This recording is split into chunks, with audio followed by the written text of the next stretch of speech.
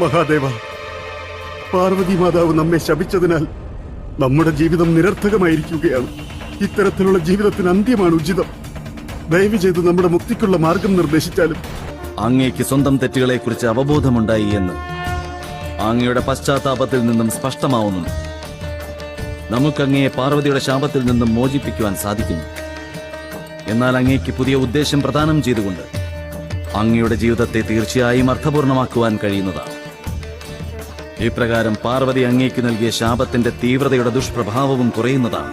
അഗ്നിദേവ, പാർവതി അങ്ങേക്ക് നൽകിയ ശാപം ഫലിക്കുകയാണെങ്കിൽ പോലും അങ്ങേക്ക് സദാ പവിത്രത ഉണ്ടായിരിക്കുന്നു. അങ്ങേ ധരിക്കുന്നവരാരായിരുന്നാലും അങ്ങ് കാരണം തന്നെ ഭസ്മമാകുന്നതുമാണ്. അപ്രകാരം അവരും പവിത്രമാകുന്നതാണ്.